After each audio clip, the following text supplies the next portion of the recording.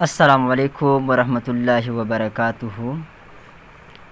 कैसे हो मेरे प्यारे व्यूअर्स? उम्मीद है कि आप लोग अच्छे और खैरियत से होंगे। जी व्यूअर्स, आज एक न्यू लेक्चर के साथ मैं हाज़िर हूँ। आज के लेक्चर में हम फाइलम पोरिफेरा की जनरल कैरेक्टरिस्टिक्स और उनकी बॉडी स्ट्रक्चर्स को डिटेल के साथ देखना है। याद रखिए, ये लेक्चर आपको एजुकेशन सेंटर की तरफ से डिलीवर किया जा रहा है। तो चलो लेक्चर का आगाज़ करते हैं। फर्स्ट ऑफ ऑल हम जनरल कैरेक्टरिस्टिक्स में फाइलम पोरिफेरा की इंट्रोडक्शन को देखना है। This animals firstly study bye grant in 1726। ये जो एनिमल्स होते थे, इसको फर्स्ट ऑफ ऑल एक साइंसदान था जिसका नाम ग्रांट था। उसने इसको 1726 में स्टडी किया है। उसके बाद लेटर अनदर साइंटिस्ट इलस given name as porifera in 1926, यानी 2 साल बाद फिर इलस साइंसदान आया और इसी एनिमल्स को पोरिफेरा का नाम दिया गया है। अब पोरिफेरा का नाम क्यों दिया गया है, यहाँ पर पोरिफेरा की मीनिंग से हमें पता चलता है। The word Porifera is derived from Latin words porus and fera, यानी ये जो हमारे पास पोरिफेरा का जो वर्ड है, ये 2 वर्ड्स के कम्बिनेशन से आई हुई हैं और ये लैटिन ज़बान का लफ्ज़ है। पोरस का मतलब क्या होता है? पोर्स या होल्स, एंड फेरा का मतलब होता है टोबियर्स। तो ये जो एनिमल्स होते थे, इनके बॉडीज़ के ऊपर छोटे छोटे स्मॉल पोर्स होते थे। ठीक है, ये इस तरह बॉडीज़ होता था, इनकी स्मॉल छोटे छोटे इस तरह पोर्स होते थे, जिसकी वजह से जब पूरी बॉडीज़ को देखिएगा, ये आगे स्ट्रक्चर में आपको पता चल जाएगा। तो इनकी बॉडीज़ पर स्मॉल स्मॉल पोर्स होते थे, जिसकी वजह से इसको नाम दिया गया है, पोरिफेरा का नाम दिया गया। अच्छा, उसके बाद हम जाते हैं उसकी हैबिटेट पर कि ये कहाँ पाए जाते हैं। Mostly they are marine but few are fresh water. बहुत सारे के सारे जो होते हैं अक्सर ये मेरीन होते हैं, यानी समंदर वगैरह में पाए जाते हैं, लेकिन कुछ इस तरह भी होते हैं जो कि फ्रेश वाटर में भी रहते हैं। अच्छा, आगे देखते हैं, इसकी मूवमेंट को देखते हैं कि क्या ये मूवमेंट कर सकते हैं या नहीं कर सकते हैं। तो यूजुअली दे आर सिसाइल होते हैं। ठीक है, ये सिसाइल है, ये मूवमेंट नहीं कर सकते हैं। अब सिसाइल का मतलब क्या होता है? अब sessile means that this animals attach with any other object and with the help of other objects they can move from one place to another place. यानी यहाँ पर सिसाइल का मतलब ये होता है कि ये जो एनिमल्स होते हैं, ये किसी भी दूसरे ऑब्जेक्ट के साथ, सबस्ट्रेट के साथ अटैच्ड हो जाते हैं। जब वो सबस्ट्रेट या वो ऑब्जेक्ट जब मूव करता है, तो ये भी उसी के साथ साथ जो है मूव करते हैं। इसका मतलब ये होता है, जिस तरह के पानी में अगर कोई ऑब्जेक्ट हो, वो तैर रही हो और उस पे ऊपर कोई जो है चीज़ रखें, ठीक है, या उसके ऊपर जो है कोई बर्ड्स बैठ जाए, तो वो अगर ऑब्जेक्ट खुद ब खुद तैर रही है, एक दूसरी जगह जाते हैं, तो वो उसके ऊपर बैठी हुई जो बर्ड्स होती है, वो भी उसी के साथ ही जाते हैं, हालांकि वो खुद मूवमेंट नहीं करते। तो इसकी मिसाल भी यही तरह होती हैं। अच्छा, उसके बाद हम बॉडी शेप को देखते हैं कि इसकी शेप किस तरह होता है। देयर बॉडी इज़ एसिमेट्रिकल, यानी इसके बॉडी जो होते हैं वो एसिमेट्रिकल होता है, कोई सिमेट्री शो नहीं करते हैं। दूसरा, एंड रेडिकल सिमेट्रिकल, और साथ साथ हमारे पास रेडिकल सिमेट्री भी शो करते हैं। यानी कुछ एनिमल इस तरह होते हैं जो कि एसिमेट्रिकल शो करते हैं, कुछ इस तरह जो रेडियल सिमेट्रिकल शो करते हैं। आप लोगों को इसके बारे में कंसेप्ट का होना लाजमी है कि एसिमेट्रिकल क्या होता है और रेडियल सिमेट्रिकल क्या होता है। Body is covered with pores called ostia. ठीक है, पहले भी हमने आपको कहा था कि ये जो एनिमल्स होते हैं, इनके बॉडी जो होते हैं वो कवर होते हैं, वो क्या होते हैं, उनके ऊपर स्मॉल स्मॉल पोर्स होते हैं। ठीक है, अब ये जो स्मॉल स्मॉल पोर्स होते हैं, ये जो आपको यहाँ पर स्मॉल स्मॉल पोर्स नज़र आते हैं, ठीक है, ये तो मैं आपको बड़े दिखाते हूँ।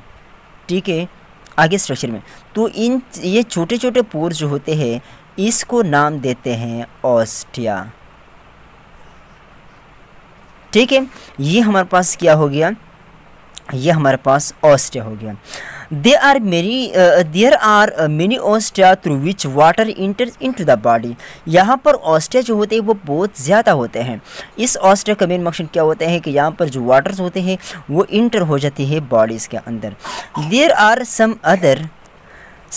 other pores called osculum through which water out from the body। यहाँ पर कुछ और जो है पोर्स भी प्रेजेंट हैं जिसको हम आस्कुलम कहते हैं। याद रखें ये ऑस्टिया से बड़े होते हैं लेकिन नंबर के लिहाज से ये कम होते हैं। यहाँ पर ये जो आपको ये जो टिप नज़र आता है, ये जो आपको टिप नज़र आता है आगे आपको दूसरे स्ट्रक्चर में, तो ये जो टिप पर ये जो पोर्स रहते हैं इसको नाम देते हैं ऑस्कुलम। ठीक है, इससे क्या हो जाती है, इससे जो वाटर हो जाती है वो आउट ऑफ द बॉडी जाते हैं, water out of the body जाते हैं। अच्छा,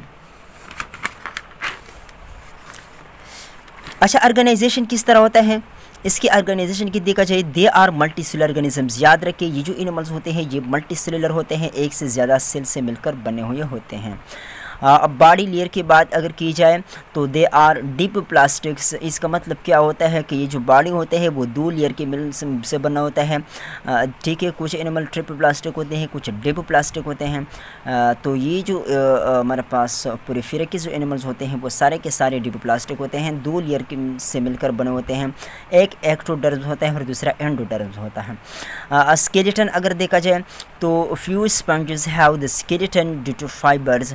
कुछ इनकी जो स्केलेटन होता है वो फाइबर्स की वजह से होते हैं। वो फाइबर्स का नाम क्या होते हैं, वो स्पोरेंजिन होते हैं, यानी स्पोरेंजिन इसमें पाए जाते हैं, वो फाइबर्स की तरह होते हैं। ठीक है, इसी की वजह से इसका स्केलेटन भी बना हुआ होता है। इस पर हम आगे आपको बताएंगे कि किस तरह इसका स्केलेटन होता है। इसके डिटेल वाली लेक्चर जो है वो नेक्स्ट ही होंगे। अच्छा, डाइजेशन की बात अगर की जाए, mouth is absent in their body. इसमें कोई मौत नहीं होता है। Majority animals which do not bears mouth they take food as organic matter from water through ostia. यानी इस तरह एनिमल जिनकी कोई मौत नहीं होता है तो वो खुराक जब लेते हैं तो वो ऑर्गेनिक फूड जो होते हैं वो ऑर्गेनिक फूड के तौर पर लेता है।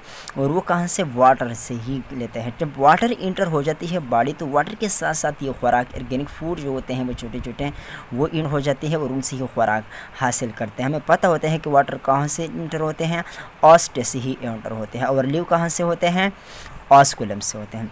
इसकी नर्वस सिस्टम अगर बात की जाए तो नर्वस सिस्टम इज़ एब्सेंट होती है। इसमें कोई नर्वस सिस्टम नहीं होते हैं। ठीक है, क्योंकि ये इस तरह होते हैं, ये एडवांस लेवल के नहीं होते हैं।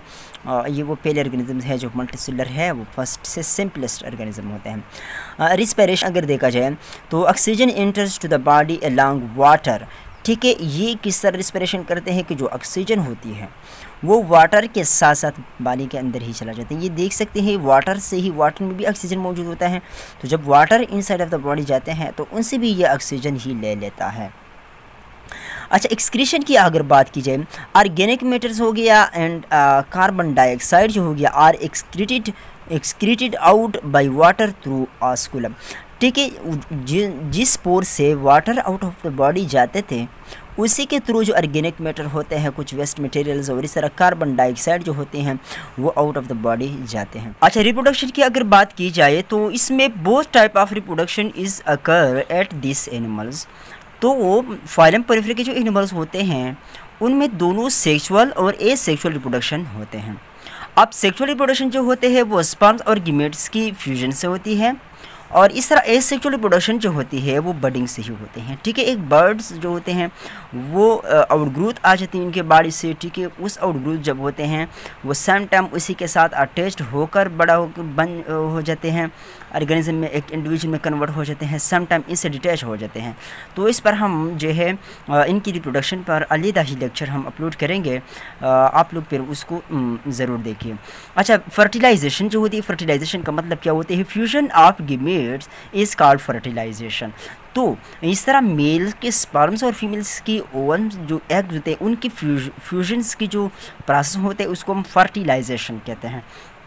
फाइलम पोरिफेरा के एनिमल्स में जो है वो इंटरनल फर्टिलाइजेशन होती है, ठीक है, इंटरनल फर्टिलाइजेशन इसमें होती है।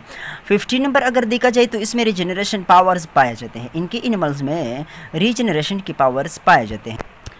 तो animal of this phylums have great power of regeneration. तो इस एनिमल्स में जो है रीजनरेशन की पावर्स जो है वो पाए जाते हैं, ठीक है। यानी इस मतलब ये होता है कि अगर कोई हिस्सा इसका टूट जाए, कट जाए, तो वो खुद ब खुद थोड़ी टाइम बाद वो रीजनरेट हो जाते हैं, वो बन जाते हैं।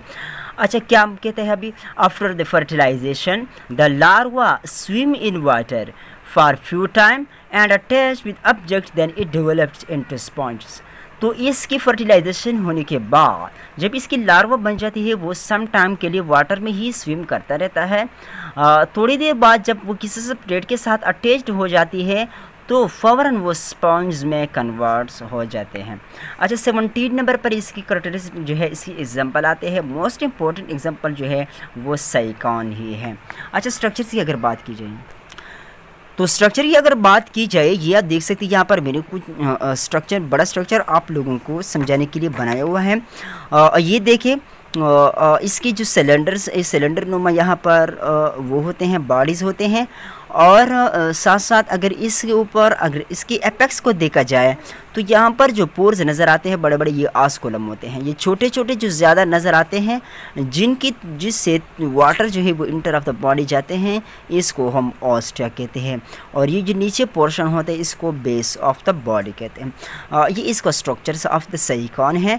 और याद रखिए, साइकॉन जो होते हैं BS लेवल के तौर पर हम पढ़ाते हैं आपको। इंशाल्लाह साइकॉन का जो है एक अलग लेक्चर हम नेक्स्ट अपलोड करेंगे, आप लोग उसको ज़रूर देखिए, फिर आपको पता चल जाएगा कि किस तरह फाइलम पोरिफेरा के एनिमल्स जो होते हैं वो किस तरह मूवमेंट करते हैं, किस तरह जो है रिप्रोडक्शन करते हैं। ये सारे के सारे जो क्वेश्चन आपके जहन में आते रहते हैं उनके सवालात आपको वहाँ पर मिल जाएंगे। तो चलो नेक्स्ट लेक्चर तक मुझे दीजिए इजाज़त। खुदा हाफिज़।